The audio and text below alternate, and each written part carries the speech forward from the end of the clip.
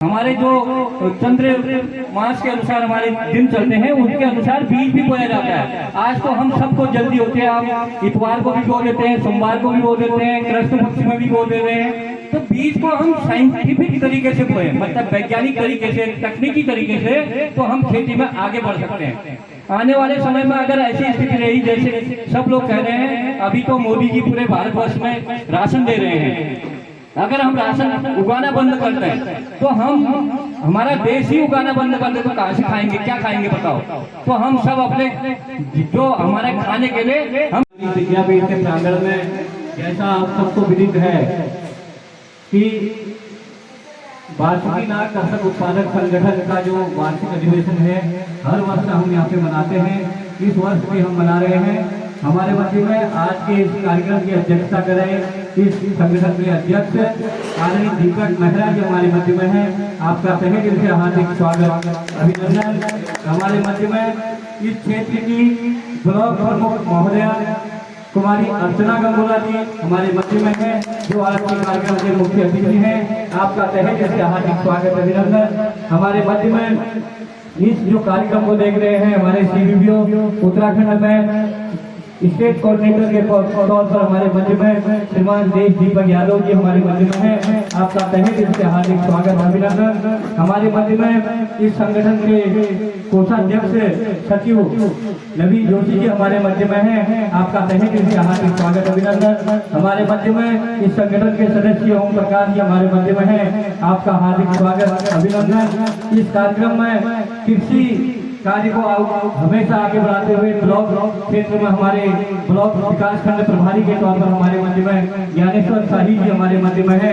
आपका हार्दिक स्वागत, अभिनंदन। हमारे मध्य में आत्मा परियोजना की ब्लॉक कोऑर्डिनेटर शिखा विश्वास जी हमारे मध्य में है। आपका हार्दिक स्वागत, अभिनंदन। अनारम संगठन को जिस पूरे ब्लॉक के एरिया कोऑर्डिनेटर के तौर पर राजकिशोर पंत जी हमारे मध्य में है। आपका हार्दिक स्वागत, अभिनंदन। हमारे मध्य में रघुवंश जी हमारे मध्य में इस ग्राम सभा के उपग्राम प्रधान रमेश जी हमारे मध्य में इस ग्राम सभा के सामाजिक कार्यकर्ता वयोवृद्ध किसान हमारे गुसाई सिंह रसीला जी, और इस क्षेत्र के हमारे क्षेत्र पंचायत सदस्य जगदीश जोगेंद्र रसीला जी हमारे मध्य में ग्वाड़ी क्षेत्र के ग्राम पंचायत आदरणीय विनोद रसीला जी हमारे मध्य में गरफादा ग्वाड़ी से हमारे मध्य में आए हैं। दिनेश न्योलिया जी, दीवान राम जी, दीवान सिंह जी, सबका दरबार कुमार जी, सबका हार्दिक स्वागत, अभिनंदन। कार्यक्रम को आगे बढ़ाते हुए बहुत समय से हम इंतजार कर रहे हैं। अभी असोज का महीना है, बहुत सारे लोग आने हैं, तो इसी क्रम को आगे बढ़ाते हुए हमारे मध्य में जो आज हमारी इस कार्यक्रम की अध्यक्षता कर रहे हैं दीपक मेहरा जी, मैं नवीन जोशी जी से निवेदन करूंगा आपको बेंच लगाकर आपका हार्दिक स्वागत करेंगे। नवीन जोशी जी, दीपक मेहरा जी का।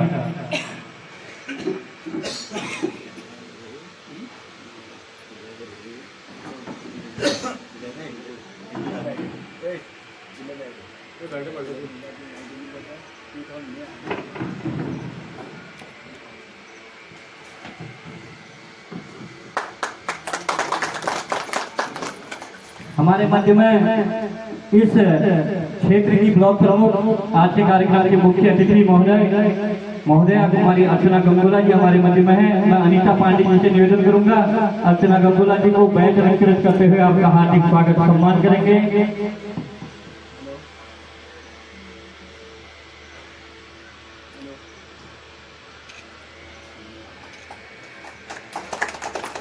मैं आदरणीय ओम प्रकाश जी से निवेदन करूंगा हमारे मध्य में हमारे स्टेट कोऑर्डिनेटर के तौर पर डीडी यादव जी हमारे मध्य में हैं। आपका बैच अलंकृत करते हुए आपका हार्दिक स्वागत सम्मान।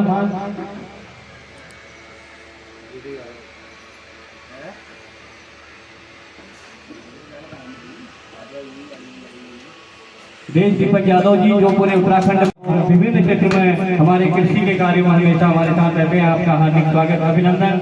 हमारे मध्य में ज्ञानेंद्र शाही जी हैं। मैं ओम प्रकाश जी से पुनः निवेदन करूंगा जो विकास खंड प्रभारी हैं कृषि विभाग से। आपका हार्दिक स्वागत, अभिनंदन।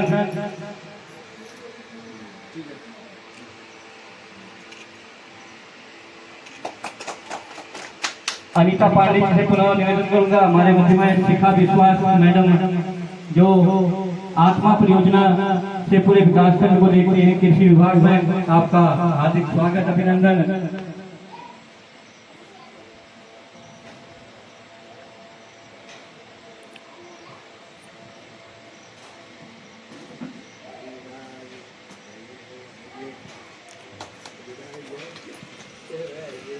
मैं नवीन जोशी जी से निवेदन करूंगा, हमारे मध्य में अनारम के एरिया कोऑर्डिनेटर राजकिशोर पंत जी हैं, आपका बैच अलंकृत कर आपका हार्दिक स्वागत सम्मान।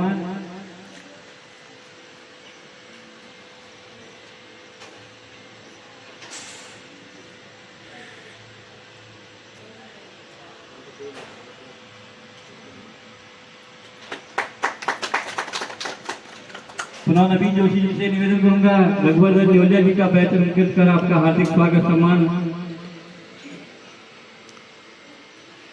ओम प्रकाश जी से निवेदन करूंगा,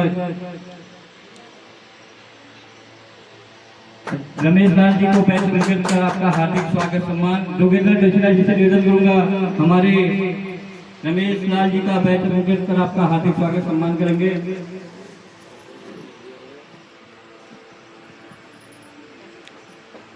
सुंदर प्रसाद जी से निवेदन करूंगा,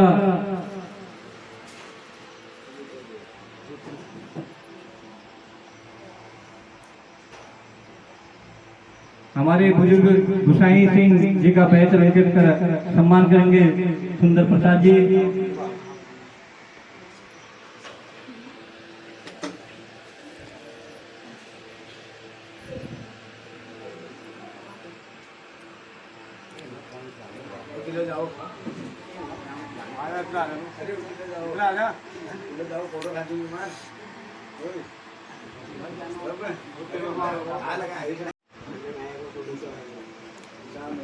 आपको देखो हमारी तरफ को ये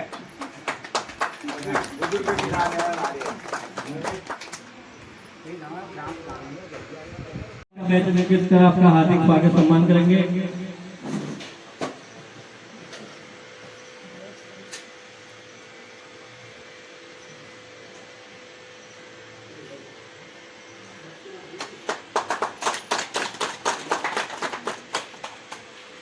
जोगेंद्र दक्षिणा जी से निवेदन करूंगा, नवीन जोशी जी का बैच अलंकृत कर आपका हार्दिक स्वागत सम्मान।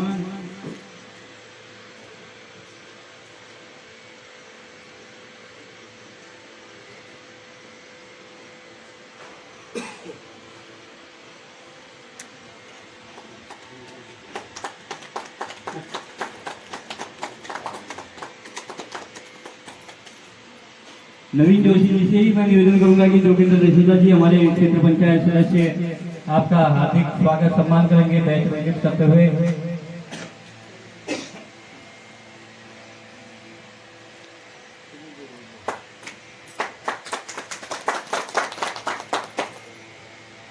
यूट्यूब के माध्यम से हमारी प्रोग्राम को, हमारे क्षेत्र की विभिन्न समस्याओं को दूर तक पहुंचा रहे हैं सुंदर मेहता जी। मैं जोगेंद्र दक्षिणा जी से निवेदन करूंगा, हमारे सामाजिक कार्यकर्ता सुंदर मेहता जी का बैच अलंकृत कर आपका हार्दिक स्वागत सम्मान होगा।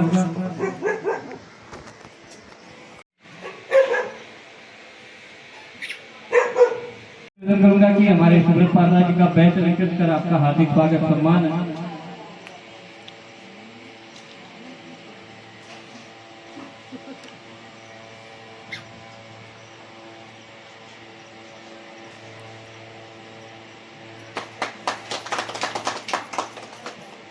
सभी अतिथियों का हार्दिक स्वागत सम्मान है। कार्यक्रम आगे बढ़ाते हुए जैसा कि दीप प्रज्वलन का कार्यक्रम यहाँ पर है, उसके बाद तुरंत बाद कार्यक्रम होंगे। अभी पंत जी को ब्लॉक जाना है किसी काम से, हमें भी अपने दैनिक कार्य करने हैं। हम कार्यक्रम को ज्यादा नहीं लगे यहाँ पे, तो कार्यक्रम आगे बढ़े इससे पहले मैं अतिथि महोदय, हमारे अध्यक्ष महोदय, हमारे कोऑर्डिनेटर महोदय से निवेदन करूंगा और अपने रवि जोशी जी, ओम प्रकाश जी से निवेदन करूंगा कि दीप प्रज्वलन के साथ आपके कार्यक्रम का आगाज करेंगे हमारे शाही जी।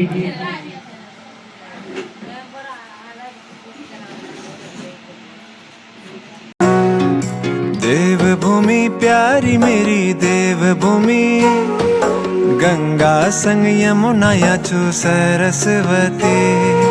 देवभूमि प्यारी मेरी देवभूमि, पांडवों को मिली या बे स्वर्ग की सीढ़ी, या चू बदरी केदार या चू पंच प्रयाग, पार्वती जी चेलिया की शिवजू दामाद, फूलों की घाटियां चू हेमकुंड गुरुद्वार, बादलों बे उच्च जाबे चरनी गुरु बकार, ये बेलगी मारुति संजीवनी बूटी। सब लोग यहाँ पर आज यो वार्षिक अधिवेशन का कार्यक्रम मना रहे हैं। सभी अतिथियों का हार्दिक स्वागत अभिनंदन है। तो कार्यक्रम आगे बढ़ाते हुए हमारे मध्य में सम्मान की दृष्टि से हमने अपने संगठन की ओर से टोपी अपने अध्यक्ष से अपने अतिथियों के लिए रखाया। मैं सुब्रत पात्रा जी से निवेदन करूंगा कि आज के कार्यक्रम की अध्यक्षता कर रहे दीपक मेहरा जी को टोपी भेंट करते हुए आपका हार्दिक स्वागत सम्मान करेंगे।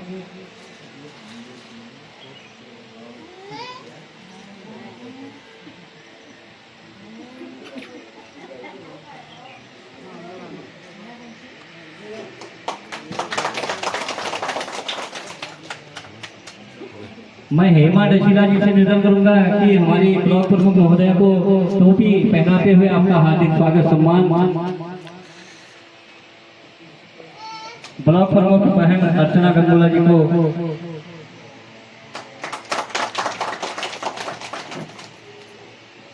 मैं नवीन जोशी जी से निवेदन करूंगा आदरणीय देश दीपक यादव जी को टोपी भेंट करते हुए आपका हार्दिक स्वागत सम्मान करेंगे। मैं ओम प्रकाश जी से निवेदन करूंगा हमारे बीच में ज्ञानेंद्र शाही जी जो कृषि विभाग से विभिन्न योजनाओं को हमें हमेशा बताते हैं, ऐसे शाही जी हमारे मध्य में हैं। आपको टोपी भेंट करते हुए आपका हार्दिक स्वागत सम्मान।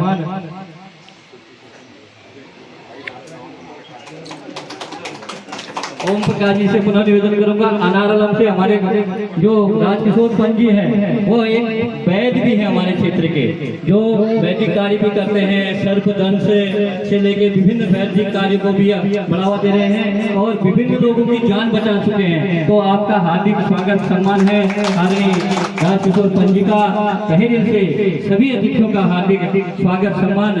कार्यक्रम आगे बढ़े क्योंकि समय अभाव है, मैं आपको संक्षिप्त बताऊंगा अभी बोलने के लिए। हमारे शाही जी के पास कृषि विभाग की विभिन्न योजनाएं हैं, अनारलम से हमारे पंत जी के पास है, हमारे डीडी सर, हमारे सांसद, हमारे विधायक प्रतिनिधि दीपक मेहरा जी यहाँ पे हैं, हमारे प्रमुख जी हैं, सब लोग यहाँ पे अपने अभी वक्तव्य रखेंगे। जो बासुकी आकर्षक उत्पादक संगठन है, ये 33 वर्ष में आगमन कर रहा है, 2 साल इसको पूरे हो चुके हैं। इस 2 वर्ष के अंतर्गत हमने खेती के संबंध में विभिन्न गांवों में जाकर लोगों को, हमारा कार्य है कि जो खेती की ओर हम निष्क्रिय हो रहे हैं उसको कैसे हम अपने आप में जागरूक बने, थोड़ा सा जागरूकता फैलाएं कि खेती, हमारे पास खूब पैसा होगा, धन होगा, दौलत होगी, अगर हमारे पास अन्न का टुकड़ा नहीं होगा तो हम जीवित नहीं रह पाएंगे।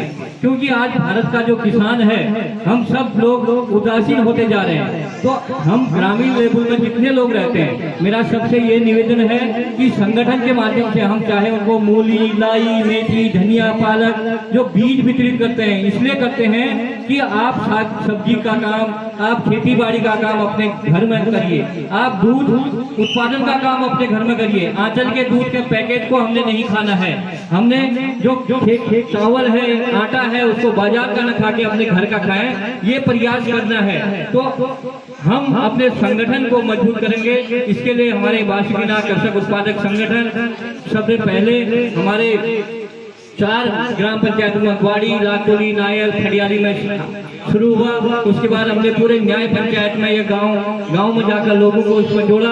अब हम पूरे विकास खंड के अंदर, पूरे गंगोली हाट विकास खंड के विभिन्न गांव में जाकर हम इसमें लोगों को जोड़ रहे हैं, ताकि किसान को किसी भी प्रकार की दिक्कत आए, वह किसान अपनी समस्या को हमारे संगठन के माध्यम से, हमारे विभिन्न जो चैनल हैं, उन चैनलों के माध्यम से दूर अपनी समस्या का निदान करने के लिए आगे आ सके। ज्यादा न कहते हुए हमारा आप सबसे यही निवेदन है कि हमारे संगठन के जो गतिविधियां हो रही हैं, इसको मैं विस्तार से बताऊंगा तो मेरे पास, आपके पास समय कम है, क्योंकि असौच का महीना है, हम लंबे समय तक यहाँ पर नहीं बैठ सकते हैं। तो हम 2 वर्षों के अंतर्गत हमने इसमें लगभग 11 लाख रुपए का टर्नओवर करके 11 लाख रुपए की हमने गतिविधि करके अपने संगठन को मजबूती दिलाने का काम कर रखा है। विशेष रूप से हमने जैविक में काम कर रहे हैं। हम कह रहे हैं मडुआ उत्पादन करें, झिंगोरा उत्पादन करें, कोणी उत्पादन करें। हम कह रहे हैं कि बाजरा उत्पादन करें, बाजरे के झाड़ू बनाकर आप बेच सकते हैं। आप अपने घर में घी बनाकर उस घी को हमें बेच सकते हैं। हमारे पंतनगर में मेला है परसों को, कल विवेक और मैं हम एक गांव में जाके 24 किलो गेहूं घी एक ही गांव से हमारे पास आ गया है।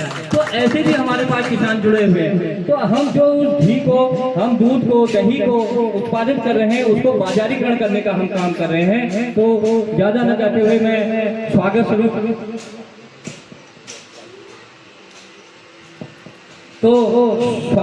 जो शब्द हम पात्रा जी को कहूँगा। आदरणीय पात्रा जी हम सबका स्वागत करेंगे कार्यक्रम को आगे बढ़ाते हुए। सुब्रत पात्रा जी जो कृषि विशेषज्ञ हैं और विभिन्न क्षेत्रों में हमें बताते हैं कि इसमें क्या रोग लगा है। आपसे भी निवेदन करूंगा, किसी भी फसल में कोई रोग होता है तो आप हमारे पात्रा जी का नंबर नोट कर सकते हैं। ग्रुप में भी उनका नंबर है, उनसे तुरंत संपर्क कर सकते हैं कि किसमें क्या रोग है, इसकी क्या दवा है। तो आदरणीय पात्रा जी आगे का हम सबको स्वागत करते हुए पात्रा जी संबोधित करेंगे। धन्यवाद जोशी जी। आपकी वासुकीनाग किसान उत्पादन संगठन का आज तीसरी आमसभा है और मंदा जी सभी मतलब अतिथिगण को मेरा दिल से हार्दिक नमस्कार। और मैं एक्चुअली वासुकीनाग एफपीओ का देखभाल हम IPDC की पूरा जो गैरा ब्लॉक है, गैरा ब्लॉक में सबसे दूरस्थ एरिया में पड़ता है। एक दूरस्थ एरिया है हमारा मुंशियारी, उसमें से भी यहाँ पे जो आपका जो फसल है वो ट्रेडिशनल क्रॉप है, जिसको परंपरागत फसल बोलते हैं। इन्हीं में जैसे कैश क्रॉप होता है, एक ट्रेडिशनल फसल और कैश क्रॉप मतलब तुरंत पैसा मिल जाए। जो हमारा पेड़ धारी में देखते होंगे आप लोग, जब जाते होंगे बहुत सब्जी वगैरह होता है, उस हिसाब से तो नहीं है। लेकिन यहाँ पे थोड़ा गेहूँ, मडुआ और आपका झंगोरा ये सब होता है हल्का। इसकी यहाँ पे हमने उसी की वैल्यू चेन के ऊपर हमने इस संगठन का आज मतलब बनाया था और इसी के हिसाब से हमने पिछले साल कम से कम 102 कुंटल मडुआ एग्रीकल्चर डिपार्टमेंट को हमने सप्लाई किया था, जिसके तहत इनको ब्लॉक लेवल में भी पुरस्कृत हुआ है। और इस साल हमने पिछले साल अक्टूबर महीने में पन्नागर किसान मेला में इन्हीं की जो मडुआ के आटा वगैरह बना के पन्नागर किसान मेला में ले गया था। वहाँ पे भी 2nd प्राइज मिला था वासुकीनाग उत्पादक संगठन को। बस अभी और करना है हमें काम, सबको एकजुट होकर करना है। बाकी इतना ही रखता हूँ मैं मेरा वक्तव्य। बाकी आप धन्यवाद। तो पात्रा जी ने हम सबको संबोधित किया। संगठित होके जैसे एक अंगुली काम नहीं कर पाती है तो पूरा हाथ अगर पूरे 5 अंगुली अगर बंद हो जाएगी तो यह हाथ बहुत कुछ काम कर सकता है। इसीलिए सरकार कह रहे हैं कि हम संगठित होइए। संगठित होकर हमारी जो छोटी छोटी समस्याएं हैं उनका समाधान भी हम कर सकते हैं। इसके लिए एक कृषि संगठन हमारा बना है जो विकास खंड में काम कर रहा है। इसमें हमने जैसे पात्रा जी ने बताया कि हमने पिछले साल 100 कुंटल से भी ज्यादा मडुआ एकत्रित किया था लोगों से। हम कहते हैं कि मडुए को उत्पादन करिए। 40 रुपया किलो मडुआ हम खरीद रहे हैं। सरकार के यहाँ 40-42 रुपये किलो के इसके NSP आ गए हैं, सरकारी रेट आ गए हैं। 40 रुपया किलो मडुआ हम खरीद रहे हैं। आप मडुआ अपना घर में यूज कीजिए। जितना यूज नहीं होता है उसको बकरी को या गाय को ऐसे नहीं खिला के उसको आप बेचिए। नगद में कैश क्रॉप में आपके पास पैसा भी आएगा। 10 किलो मडुआ होगा तो 400 रुपया आपको मिलेगा। तो ज्यादा नगद बचत में आप लोग 100 रुपये बचत कर रहे हैं। हमारे यहाँ सबसे कम गरीब आदमी को देख के महीने की 40 रुपये पर महीने की बचत बैंक में नियमित की जा सकती है। नीचे देखिए 40। अगर जैसे आपके पास पैसे नहीं हैं, आपका 1000 रुपये में भी समूह 1 साल चल सकता है, क्योंकि आपका नियमित लेन देन है। आपने 10 महीने तक 12 महीने तक लगातार पैसा जमा किया, 100 रुपया 50 जितना भी करते हो। अगर 100 किया तो 1100 रुपये 12वें महीने में निकाल के लाओगे तो फिर 10 महीने वो भी चल जाएगा। चलेगा नहीं चलेगा? उसी 1000 रुपये में आपका समूह चल जाता है। एक साल 1200 रुपये में, एक साल 1200 नहीं 1300 रुपये में चलेगा। 1300 रुपये में आपका समूह चलेगा। उसमें आपको लेन देन करने से सरकार CIF RF फंडिंग कर रही है। आप उसको बैंक में बर्बाद कर रहे हैं। वहाँ पे 2 2.70 इंटरेस्ट है। अगर आप उसको यहाँ अपने लोकल मार्केट में अगर उसको उस पैसे को खर्च करेंगे तो आप अपनी आजीविका को आसानी से बढ़ा सकते हैं, बहुत ज़्यादा बढ़ा सकते हैं। तो मेरा आपसे यही अनुरोध रहेगा कि बैंक में पैसा ज़्यादा जमा न करके अपने संगठनों में और अपने प्राइवेट संगठन में, कृषि संगठन में, अपने क्लस्टर में पैसा यूज करिए। उस यूज नमस्कार। वैसे ये मेरे कह रहे हैं कि किसान से जुड़ा हूँ मैं, जहाँ भी जाता हूँ किसान सम्मेलन में जाता हूँ, कुछ न कुछ वहाँ से देख के आता हूँ। हाल ही मैं पंडित नगर में गया था, वहाँ से धान का लाया मैं आधा किलो, और ज़्यादा वो करने मैं एक महीना हो गया उसको काट के मैंने वो कर दिया, रुपाई लगाई, काटा, बढ़िया धान हुआ। पहले गया था मैं काबली का, वहाँ से सोयाबीन लाया था, अलग से बोया, अच्छा उत्पादन हुआ, वो भी मैंने गांव में भी किया, इधर उधर भी किया। और इसके साथ भाई जी ने जो कहा, मैं सुन रहा था कि हमारे लोग ये महिलाएं जो हैं खेत खाली हुआ तो सीधे घास के लिए जाते हैं, जो जमीन हमारी है जिसमें हमें गले में फसल होती है उसको हम नहीं कर पा रहे हैं। मैं खुद इतना परेशान हूँ, 3 बच्चे साल मैंने 3 खेतों में चना बोया था, किसी ने खेत नहीं जोते, मेरे चने सब खा दिए। बंदरों का आतंक करे, बंदरों का आतंक नहीं है, ये भी मैं कह रहा हूँ। अभी सभी लोग खेतों में हैं तो बंदर हमारे खेतों में नहीं है। अगर सभी लोग खेतों में 10-15 लोग उनको हाँकते तो एकदम चले ही जाते जरूर। ये हमारी कमी है, कमी मैं अपने में कह रहा हूँ। कोई पूछिए हमें कमी हो जाए तो उसे वो खाली तोड़ देते हैं, बंदर आगे। जिनके गांव में बंदर नहीं है वो तो उनका संगठन खरीद रहे हैं, इधर उधर को करें, आज तक कहीं खेत में नहीं है। अरे सब खेत भरा है तो कहाँ से होंगे वो? कम से कम हमें उस चीज़ को भी देखना है कि किससे हमको फायदा होता है। दूसरी चीज़ अभी मैं कह रहा था कि यह हमारी जो खेती है, जैसे आपने कहा जो चीज़ें मैं परंपरा करता हूँ, कोई भी है बच्चे कहेंगे कि हाँ ये की खेती है, ये जानते हैं। अरे जानते क्या है, तुम भी वैसा ही करो, तुम भी जान लोगे। पहले मैंने गेहूँ बोया लाया, मैं गेहूँ का बीज भी मैंने दिया। पंजी आए थे, उन्होंने कहा मुझे दे देना, छोटी बीज दिया। वो छोटी बीज को हम यहाँ वहाँ से ले रहे हैं, उसी छोटी बीज को हम बाहर भी तो दे सकते हैं बना के।